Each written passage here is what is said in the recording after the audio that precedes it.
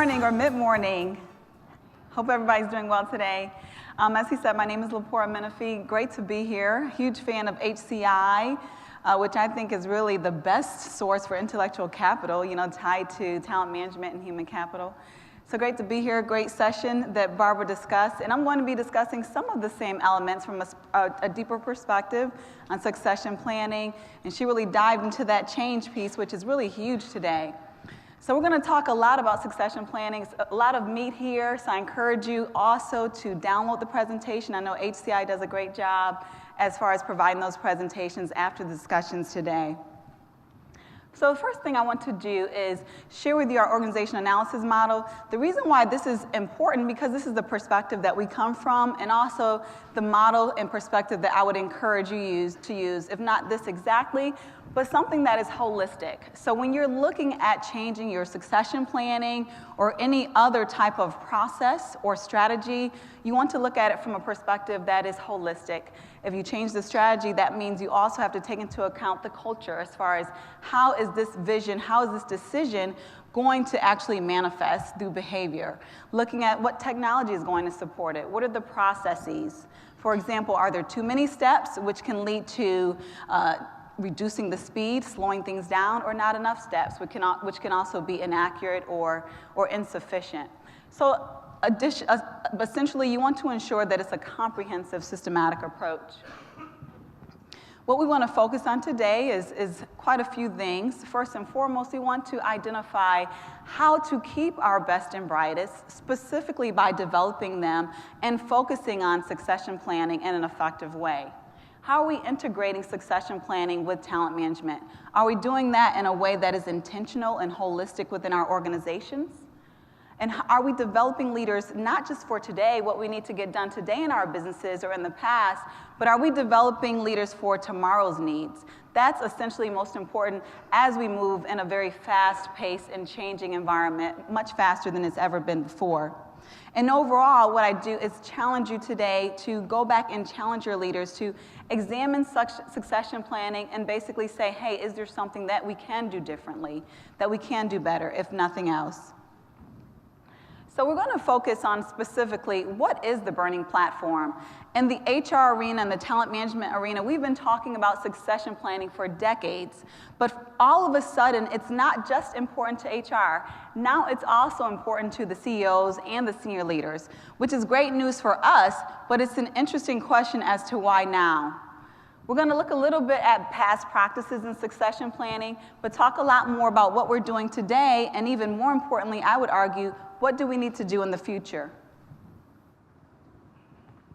So if you look at this picture, it's basically an illustration of an ideal picture that a lot of us look at our organization through a lens that we're in pretty good shape as far as our succession pipeline. We have a sufficient amount of talent. Our top positions are filled, our middle positions are filled. But what's interesting that oftentimes looks like an ideal picture ends up being not so ideal. A lot of times with the shift of just a couple of key positions, we tend to drive our organization in mayhem. A lot of times we have specific superstars that we say, oh, this person is great, they can take on so-and-so job and this person's job, and these conversations are happening in parallel throughout your entire organization when it comes down to the point that you have a few people lined up for 6, 8, or more positions. So if that individual, God forbid, leaves your organization or a couple of vacancies come open, all of a sudden you have these huge gaps all over your organizations and succession pipelines that before looked full are empty. And lo and behold, the lower levels, a lot of times we don't give those enough attention. So while even if we are doing a good job developing the top, we're not developing those middle, lower levels. And so when we do have those gaps, we look at all of this talent, we say, well, goodness, we tend to have more people than we need here. Why can't we find sufficient talent for these specific roles? And oftentimes it's because we've ignored those people. We've ignored those levels to the point where they're not developed and then they're not ready to advance, even though we have a significant quantity of them. So when we look at the burning platform, we do ask the question, why now? Why is succession planning truly so hot, not just in HR at this time, but with senior executives? First and foremost, which is no new news to anyone, we have baby boomers who are basically conducting a mass exodus from the workforce. 10,000 baby boomers every single day is turning 65. Whereas we have 75 million baby boomers just this year who are eligible for retirement, with only 45 million people eligible to enter into the workforce. Not only that, we all have complained about this decreasing tenure with most employees and leaders within organizations. And that doesn't just stem from the lower levels, but when we look at CEOs, the tenure has decreased from 10 years to 8 years since the year 2000. Now, in the US, we're pretty good at borrowing talent and getting gifted talent from other countries, but the concern that we really have is that this skills shortage is not just a US issue. If you look at Europe, Middle East, Africa, as well as Asia Pacific, they are equally looking at quite alarming numbers when it comes to skills shortages in their areas as well. So this is a global epidemic that's not just limited to us, and so it's something that we have to really take seriously in order to address. So when we look at global top companies, it's no surprise there that they are the best truly at succession planning and making more efforts toward that than other companies that are not performing quite as well. So for workforce planning, probably one of the more sophisticated areas of talent management, they are clearly 40% more likely to take into consideration the talent needs that they're going to have 3 to 5 years out and not just today. 20% more likely to develop to specific positions within their organization, and then another 22% more likely to assess leadership skill gaps specific for the roles that they have. Let me ask by a show of hands, is there anyone in the audience who's currently experiencing pain regarding succession planning? Those are quite a few hands, and that's pretty much consistent with what we're seeing with organizations, consistent with what we're seeing in research. The issue of just not enough ready now successors is heard pretty much throughout most organizations. There's just not enough successors that are ready to take to helm. They're going out to hire far more. We know how expensive external talent is in comparison to internal talent. So succession planning, while it's very important today, it's still a very big challenge for us to solve and to basically get better. The old adage and concern that we have with even defining the difference between performance and potential is still something that HR says, yes, we got it, leaders, we have it covered, but when we get into the real discussions, there's still confusion as far as how are we assessing current performance against future potential. That being said, succession planning still needs a lot of attention in most organizations. When we look at the new and future era of succession planning, what we see is a need to be more fluid, more fast, and more flexible. And this is not unique to succession planning. This is the changing pace of business in general. As Barbara talked a lot about change, change is becoming ever more relevant to business today. And if organizations are not trying to be more fast and more nimble and more flexible, especially HR to the needs of the business, then we're going to be left behind. So from a primary fundamental perspective of succession planning, we want to make sure that we have alignment with the business strategy. That's the key essential, or else we're wasting our time, wasting hours, efforts, and even money. So does that mean we're just following the steps of business strategy? No, absolutely not. That means HR should as well be informing business strategy, equally so. Succession planning should be a top component of any major organization's business strategy today in 2017 and beyond. And this shouldn't be just based upon your short-term business strategy, what they need today, but what type of leaders are they're going to need 3 to 5 years from now, based upon what you see as the business needs and the business demands that will be here in the future.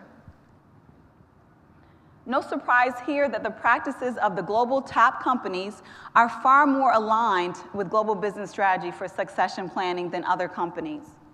Selecting leaders for their organization completely aligned, directly aligned with their business strategy. 30% of the global top companies are more likely to do that.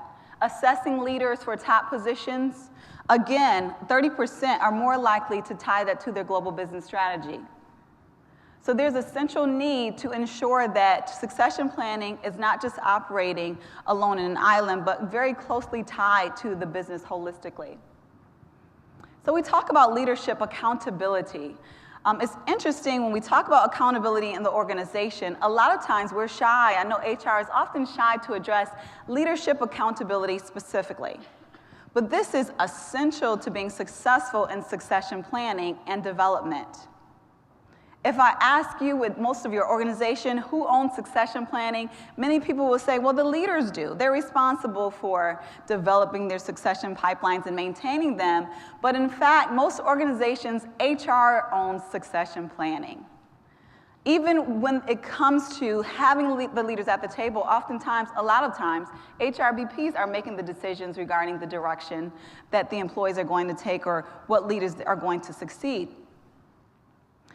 And what the challenge is with that is the leaders now are no longer able to own and to flourish those to model the positions and the directions that they're taking. So we need leaders to be accountable with regarding to developing their employees and identifying and maintaining a healthy succession pipeline.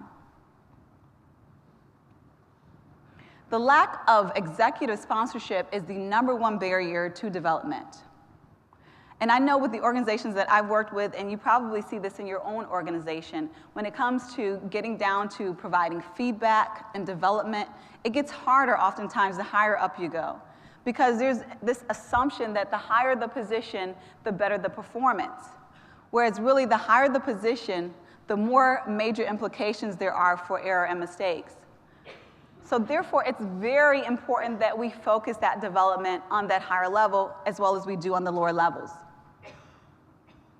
As far as timing of succession planning, a lot of us will look at succession planning, at least in a meaningful way, once a year. Once a year, we have what we call the HR or Talent Management Super Bowl, where we all get together, look at the stars, assess where they are, and then come back the next year. This just simply is not enough. At the changing pace that we're facing today, especially with the 10 years that are changing far faster than they have in the past, we need real live and real-time data in order to make effective decisions. We talk about agile performance management. That needs to apply as well to succession planning. So when we're having these conversations about performance and development, we're also talking to them about how their current position and the gaps that they have align directly with their opportunity to grow and to have potential to go into the positions that they're interested in, or positions that we think they're interested in. But we need not be shy about those opportunities to have those conversations with the employees. A lot of times what we do is we just discuss immediately what's at hand and avoid those inappropriate or what we deem as inappropriate conversations, but they're very necessary conversations no matter how difficult they are. What are the limitations that you see in your employees regarding the goals that they have within the organization? Where are the gaps that need to be filled as far as where you see them wanting to go? These conversations should be had on a regular basis and not just done on an annual one. So oftentimes we'll talk about what positions do we focus on? What layer do we focus? In the past, we've narrowed specifically to the CEO and basically said, okay, we're good with the board. We've lined up at least 1 or 2 CEOs, so we've done a good job. And more recently, we've expanded that to the SLT, and in some organizations, we've even went to the VP level. But what we need to really do is segment beyond just layer, but also what is the criticality of these positions? If this person leaves and that position becomes vacant, what are the indicators of that to our organization? What is it going to halt? What is it going to prevent from happening? And then even beyond that, I know a lot of people probably couldn't imagine this today, but the ideal is to expand our succession planning to every single level of the organization. From an HR perspective, that sounds daunting as far as resource demand, I would imagine. And a lot of times when we look at succession planning, wow, we cannot imagine extending that to every single level of the organization. But this is what we do in order to be competitive. When a person comes in the door, we need to be considering what potential do they have to grow within the organization and to what level, through what direction. And when they're in, developing them toward that direction, building that long-term relationship. This is what we're doing if we're serious and truly serious about internal hires versus going outside and spending excessive dollars on external hires. Does anyone mind sharing how they currently today define high potential? Could we get one example?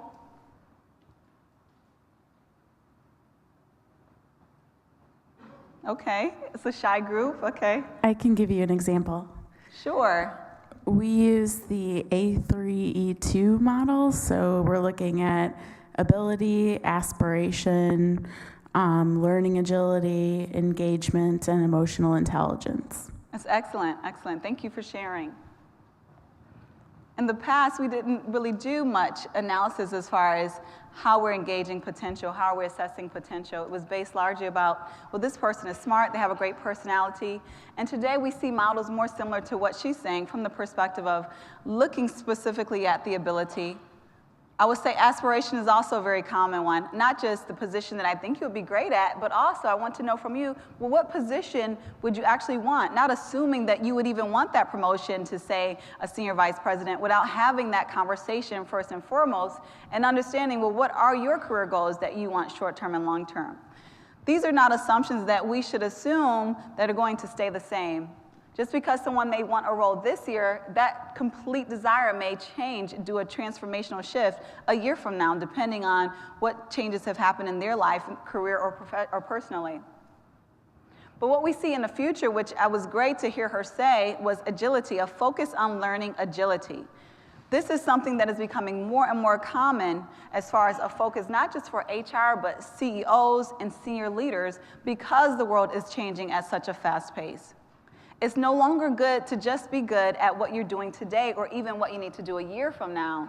But CEOs and leaders need to know that those new hires can adapt to whatever the organization is going to be faced with. In the past, we looked at technology as, oh, that's the fast industry. Like, they move so quickly, you have to keep up. But we didn't really look at it from that perspective regarding other industries.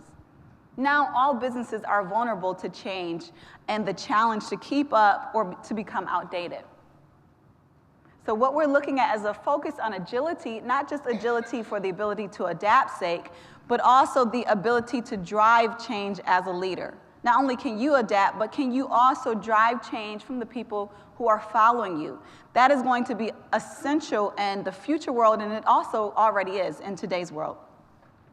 Assessments and simulations are also becoming increasingly popular. For one, because it does provide a level of objectivity that we didn't have in the past, and secondly, simulation specifically allows us to expedite that development. With such a skill shortage, we're going to have to really do a lot better regarding developing our skill sets in a much faster pace. Before in your organizations, one couldn't become a manager maybe 5 to 10 years. That is going to be reduced to maybe 2 to 3 years, given the skill shortage that most of us are going to see in the organizations that we work within. As I mentioned, assessment and simulations are becoming very popular and largely because of the objectivity. And again, no surprise here, the top global companies are using them in an effective way to not only to develop potential, but to also assess potential in future leaders. Looking at the top 3 global leadership development priorities, obviously, the star will show that our traditional focus is going to be ensuring we have a successful and healthy pipeline. But interestingly enough, the other 2 are both focused on change, driving culture change and driving strategic change. So the focus there, from what I see, is on change, a changing environment. That is, not to be cliche-ish, but that is the constant here, is that we're going to be working in a changing environment. So if your organization does not have a leadership competency that addresses change, I would challenge you to re-examine that, because I would imagine that most organizations, at least today, address change some way, shape, or form in their competency models for leadership. Obviously, development is a key element for succession planning being effective, if not the key element. In the past, we've done training, we've done general leadership training, general competencies. A lot of the major organizations in the past would have your cross-organizational training that would take place. But now we're more sophisticated in the sense of we're targeting specific leadership competencies for our organizations. We're going even further and exposing our successors to senior leaders, giving them stretch assignments, things of that nature, helping them to truly feel the roles that we're positioning them toward. But in the future, we want to be even more intentional, even more formalized mentoring and sponsorships. I know currently a lot of organizations have informal mentoring networks, but these types of efforts are going to have to be very intentional in order to hold on to and develop our talent from within in a healthy way. We're seeing more feeder roles. So for example, it's not just about the top role that I see you gravitating to, but it's also about those roles in between. What are those 2 and 3 roles in between maybe the ultimate potential that I see you in that you can feed through? It needs to be a very systematic approach in that sense so that we can develop our employees long term and not just about the next 2 to 3 years or even 5 years, but build that relationship and develop them in a way that they know that we're invested and they have loyalty and we have loyalty to them. Those are the ultimate goals that we're reaching. Development, but not just for the development's sake, but retention and a relationship that is more long-lasting in our organizations. As I mentioned, boot camps is going to be very essential because we are going to have to significantly expedite the level of development. So what we're going to be seeing is a rush to get individuals developed for those gaps. Even those organizations that were used to going outside for talent are going to find a challenge, even finding external talent. So we're going to have to get creative and aggressive as far as how do we expedite the development from within of the people that we have.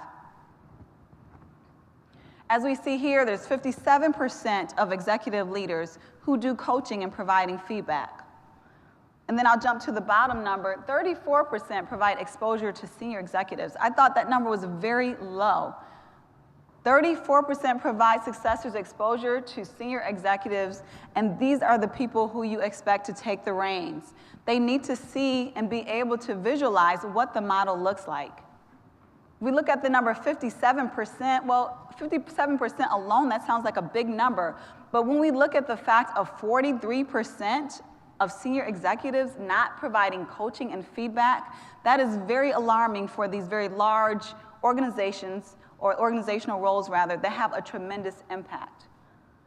And I can say from the organizations that I have seen, the higher up, the more and greater the assumption is that we do not need to develop them anymore or coach them anymore because they got it right. And I will argue that is where we more so need to focus on coaching and feedback. So that is essential to address those 43%. Can anyone raise their hand if they've ever been sponsored in an organization, have received sponsorship, that type of support? Would anyone mind sharing about that experience, how it's helped them if at all?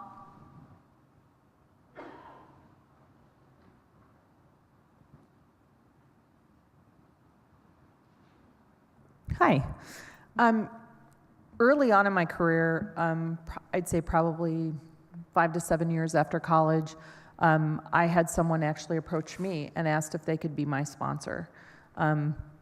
They saw something in me that I probably didn't even see in myself. We started with very regular meetings. They really dug deep in my background, my experience, what I wanted to do. And it developed into somewhat of a coaching relationship, more informal. But they were at a senior level and they were able to make enough connections for me, gave me exposure that I wouldn't have normally had, and really pushed me to work harder and do better. And it pretty much shaped who I became. So it was a great experience. Awesome. So it gave you exposure to higher level positions, ambition. It pushed you because not only now are you seeing your peers, but you're seeing these higher level roles. And so sponsorship in general can be very positive, and it can essentially catapult the professions of individuals who receive them. While this has often been done in an informal way, like her experience, someone reaching out to her, this is a direction that can be more formalized in a way to help to more intentionally cultivate successors within the organizations. Now let's talk about transparency and succession planning. Transparency is interesting because it's sort of like the frenemy, if you will, my daughter would say, of succession planning. We talk about transparency as this great thing in organizations, but when it comes to succession planning, we're pretty uncomfortable with it. In the past, succession planning was this sort of quiet, mum's the word, seal it in a folder, bring it out a year later, and it's usually only focused on these very few roles. Well, now we're living in a culture that is highly transparent, a society that is highly transparent thanks to the internet and to social media. I have friends who swear off of social media because they say they want to maintain and protect their privacy. And I chuckle at them because I say in 2017, there is no privacy. And it's sort of interesting because a lot of people are coming into your organizations, and if you have an organization that's secretive about, say, your succession planning or other processes, they become distrustful because they assume, well, what are they hiding? So we encourage transparency in your succession planning process.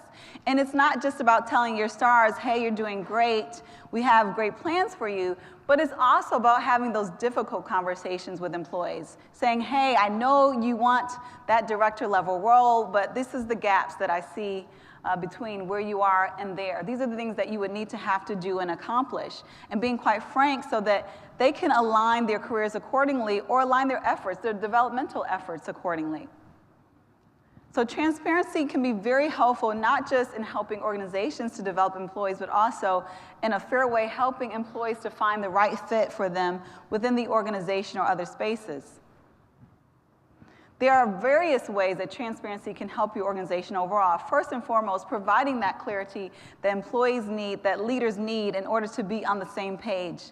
As I mentioned before, fostering that trust of you're sharing more, so I trust you more. You're sharing less, you must be hiding something. So the more transparency, the more trust that you are cultivating among your teams. It helps to focus the energy on your employees. When they know what's rewarded, they know what to imitate and mock, or what to avoid that's not going to be rewarded within the organization. And then branding also is much stronger when you have transparency, because it's clear what is valued within the organization. So it helps your brand to be stronger internally as well as externally. Global top companies are far more, about 40% more likely to share with their employees when they are no longer high potentials. So talk about sharing that you're not high potential, but then sharing that you're no longer a high potential than you once were. This information, what we see, is very empowering and very helpful for the top global companies, the ones that are performing the best. So that's what we're encouraging among other companies as well. Let me see by a show of hand who feels like their succession planning program is well integrated with the rest of talent management. So there's a few hands here. What we've seen in the past is that there's a focus on succession planning, and then there's a focus on all of these other pieces of what we say talent management. But in the past, it hasn't been integrated or even an effort to integrate. Now what we're seeing more of an integration with, say, performance management. We look at the performance of the employees. We incorporate that in our succession planning discussions. We also look at development now as a very real element of succession planning, developing leaders to be successors, to be future leaders. But we still lack an integrated approach in most organizations between succession planning and the rest of talent management. So from the perspective of looking at, for example, talent acquisition, are we hiring for potential? Are we truly hiring for potential to grow in our organization? Or are we just trying to get those candidates as fast as we can to fill this specific job description? Or for that matter, when we look at performance management from the perspective of managers, are we holding managers accountable for maintaining and developing healthy succession pipelines?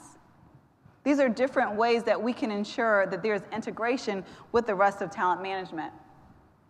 So these are some questions here that you can ask to say, hey, is my organization truly in a seamless way integrating succession planning with talent management?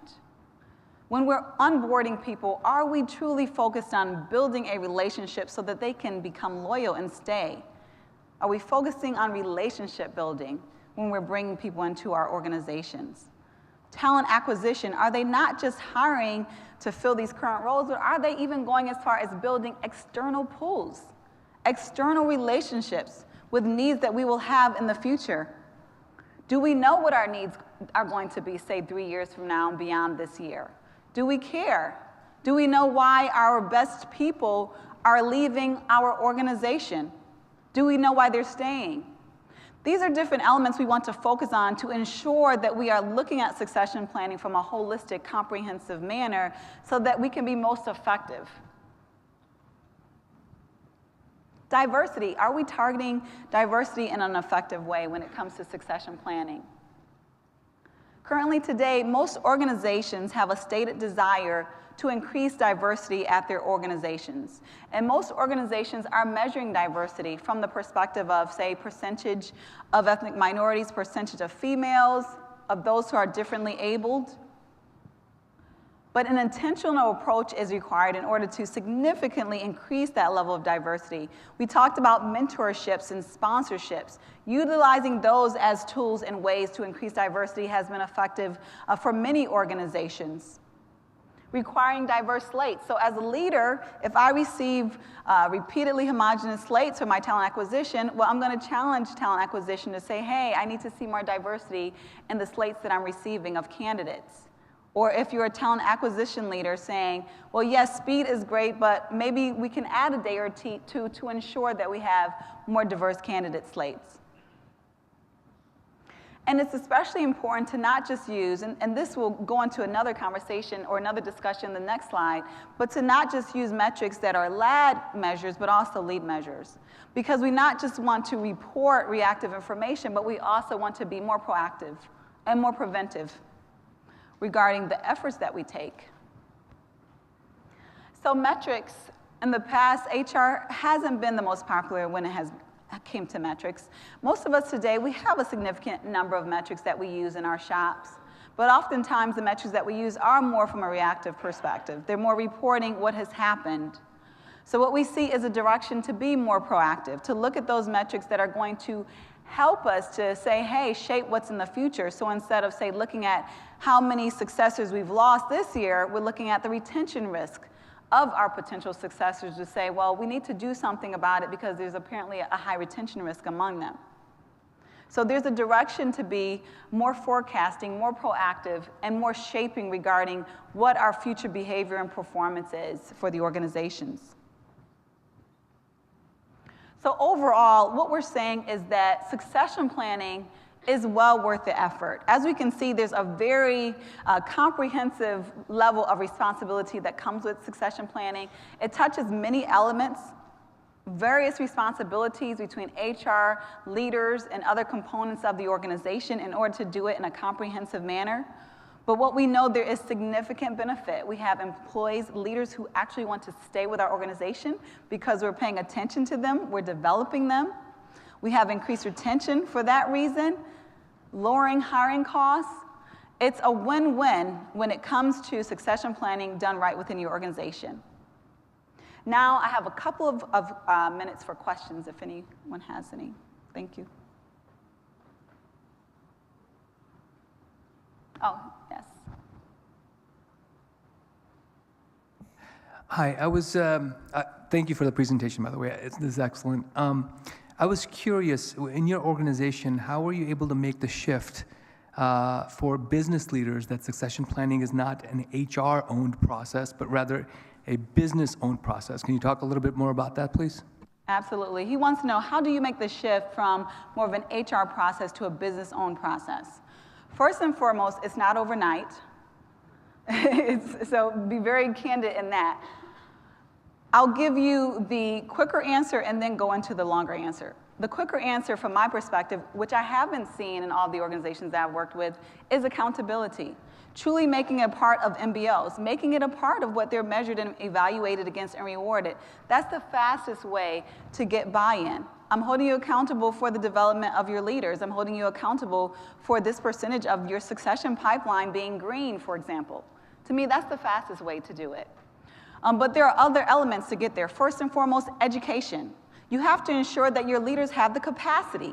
In HR, we come to events like this, and we assume sometimes that our business leaders are as educated and knowledgeable as we are about traditionally HR terms, so to speak. And even succession planning, when we talk about it, it's not just picking a person, for example, on our team and saying, hey, this person is going to take after me. It's about the skill and knowing what development means and those pieces of development from the perspective of identifying the gaps, following up on the gaps, and aligning that with what the leadership competencies are with the organization. So you have to educate. First and foremost, you have to educate your leaders continuously and build their capacity to be able to do it effectively. And then in addition to that, constantly asking them for information regarding the leadership succession pipeline, putting it back onto them. Hey, they may ask HRBP, could you go into my system and update my succession plan for me? And you want to, basically get all those stars from the senior leader, sure, I'll do that. But instead, you have to politely push back and say, well, can we get together and do it together over lunch or, maybe right after 5 o'clock, if that's the time that you have. Push back and at the least make it a collaborative effort, but not just going in and administratively doing it yourself. And so then graduating that to a way where they have that ownership. But like I said, it's not overnight, it is a process, but it's about being consistent and dedicated to that goal of them having the full ownership and not letting go of that. Any other questions? Oh, I'm sorry, my time is out. But feel free to reach out to me or I'll be around after. Thank you so much.